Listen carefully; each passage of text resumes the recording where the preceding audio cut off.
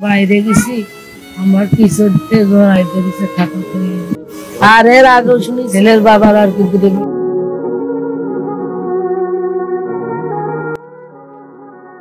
বোনের শ্বশুরের কাছে ইতিহাসের সবচেয়ে জঘন্য ঘটনার শিকার হয়েছে ৮ বছর বয়সী আসিয়া, যে গল্পটি এই মুহূর্তে সকলেরই জানা।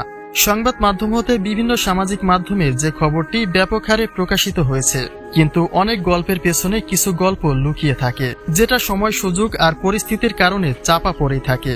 বলছি সেই আসিয়ার ঘাতক হিটু শেখের কথা। তিনি কি শুধুমাত্র আসিয়া ঘটনায় সীমাবদ্ধ ছিলেন? বিষয়টি কিন্তু মোটেও সেরকম নয়। কে কি সম্পর্কের সেটা তুচ্ছ করে নারীদের ভোগের নেশায় পরিণত করেছিলেন হিটু শেখ, আর সেই তালিকায় যুক্ত ছিল আসিয়ার বড় বোন হামিদা। মেয়ের সুখের আশায় নিজের চেয়ে উচ্চ পরিবারে মেয়েকে বিয়ে দিয়েছিল আসিয়ার হতদারিদ্র পরিবার, কিন্তু সুখের পরিবর্তনে ভাগ্যে জুটে গেল চিরকালের যন্ত্রণা। যে সংসার ভাঙার ভয়ে এতদিনে মুখ খোলেনি বড় মেয়ে হামিদা, কিন্তু শেষ পর্যন্ত তার শ্বশুরের ভোগের নেশার বলি হল তার ছোট বোন আসিয়া।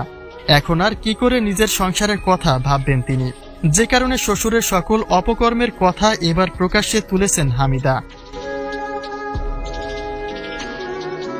হিটু শেখ সম্পর্কে শ্বশুর হলেও হামিদাকে কখনো পুত্রবধূর চোখে দেখেনি। তার বদনজরে থেকেই স্বামীর সংসার চালিয়ে যাচ্ছিলেন হামিদা। বিভিন্ন সময় নানাভাবে শ্বশুরের অপদস্থের শিকারও তিনি হয়েছেন, কিন্তু শুধুমাত্র নিজের স্বামী ছাড়া বিষয়টি তিনি আর কাউকে শেয়ার করেননি। যদিও হামিদার প্রতি বদনজর আচরণে প্রতিবেশীদের সন্দেহে ছিলেন হিটু শেখ, কিন্তু শুধুমাত্র নিজের সংসারের কথা চিন্তা করে তখন মুখ খোলেননি হামিদা। অতঃপর সর্বোপরি আসিয়া ঘটনাটির পরে আর সেই সংসারের মায়া করেন না হামিদার বাবা মা। তারা এবার ঘাতকের কঠিন বিচার দাবি করেছেন। হামিদার মা বলেন, এই চরিত্রহীন লম্পটের হাত থেকে মুক্তি পায়নি তার বড় মেয়ে হামিদাও, আর শেষ পর্যন্ত প্রাণটাই তো কেড়ে নিল তার ছোট মেয়ে আসিয়ার।